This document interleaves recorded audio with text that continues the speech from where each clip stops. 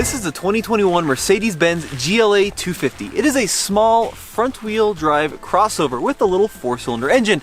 Not really built for performance, but I think that new cars have gotten so quick, it may actually be faster than a 1980s performance icon, the Porsche 911 widebody. Let's go find out.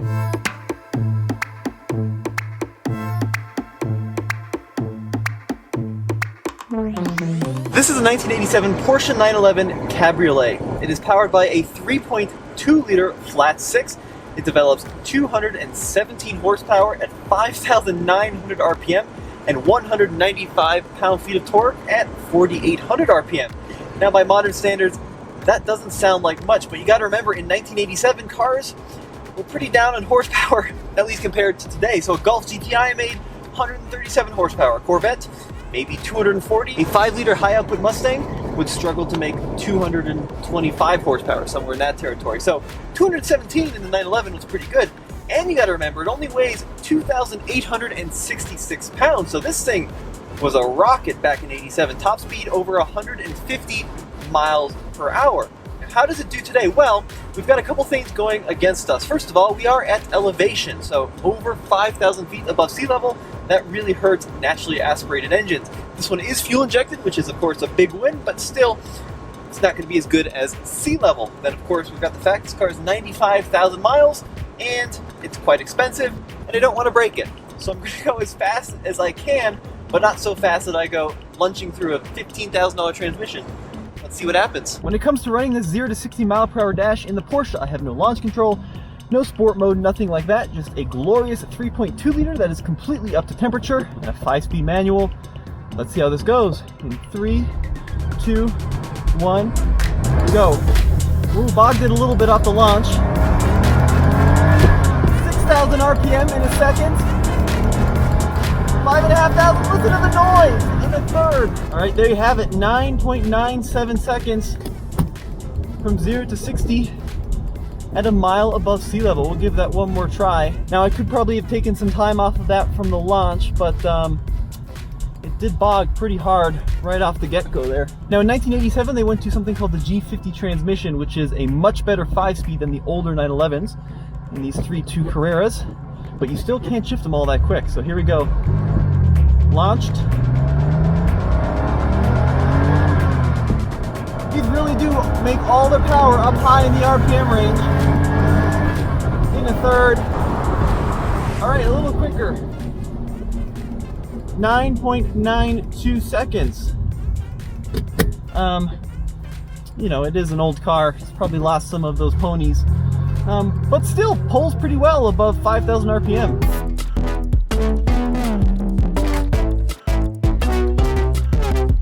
This Mercedes GLA 250 has a 2-liter 4-cylinder engine, turbocharged of course, direct injected, and an 8-speed automatic transmission, but it has a dual clutch 8-speed, which is very racy for a small luxury SUV.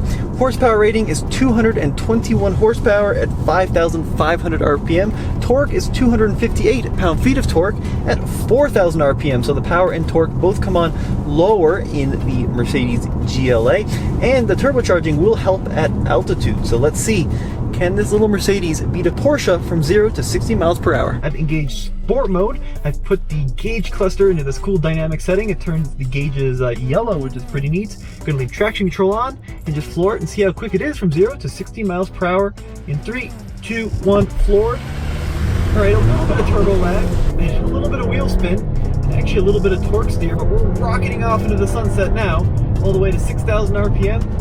There you have it.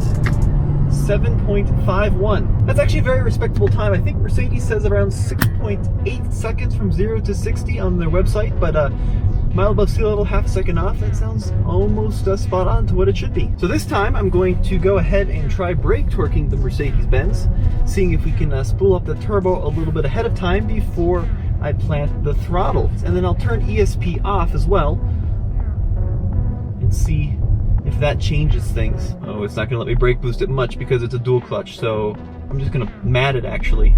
Yeah, there's no torque converter to build up on. All right, just gonna floor it in 3, 2, 1, go. A lot of front wheel spin there. Hard shift in a second. There you go. 7.58 seconds from 0 to 60 miles per hour. So a little bit slower than what we got in traction control mode on, but still very respectable time in the Mercedes. The Mercedes came out on top, 2 seconds quicker than the old Porsche. Now, you know, professional drivers C-level 33 years ago, the Porsche probably would have put up a bigger fight, but these are old cars. You got to treat them with a little bit of delicacy, and that's what it did. All right, well, there we have it. A super interesting result in the 0 to 60 mile per hour challenge. But before we close this up, let's talk about my top 5 likes and dislikes in the new GLA 250.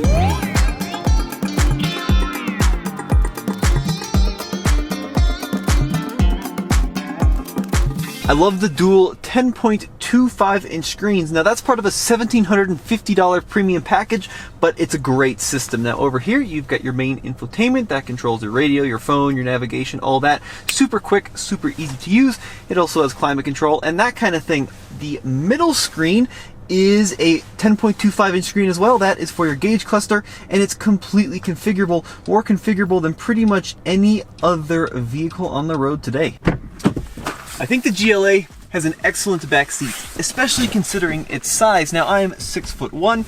This is a comfortable seating position for me, and you can see I've got enough knee room and I've got plenty of headroom. Now the seat backs are extremely scalloped. You can really see that here on the driver's side, but that means that if you've got long legs like myself, you're going to be pretty comfortable, and so is the front passenger. There's also a huge amount of space on the floor for passengers' feet. Now the middle seat does have a pretty large hump. That's a little bit of a bummer, but for outward riding passengers, this is an excellent rear seat. And you know, because it doesn't have that coupe like rear end, actually it's pretty good headroom. The GLA comes standard with LED headlights and LED taillights. Now, not only do I think that the daytime running light design is pretty cool, these headlights work excellent at night. You've got a wide light pattern. It also extends nice and far down the road. Overall, extremely good headlights. Number 2 is the steering wheel. Mercedes does some of the best steering wheels in class, and even if you get a more entry-level vehicle like this GLA 250, it's still leather wrapped, feels really good, looks nice, and has all the functionality of a more expensive SUV like the GLS. And my number 1 like, I actually think it's pretty good value. The one you see behind me has that cool dual 10-inch screen setup. It's got heated seats, it's got walnut wood trim. It's a very luxurious SUV, and it comes in at $42,645 as tested. It starts at $36,230. Now, of course, you can get more expensive versions of the GLA if you want more luxurious options like the full panoramic sunroof, but at $42,000 you get a lot of bang for your buck, although I do wish it came standard with 4MATIC all-wheel drive. This one just has front-wheel drive.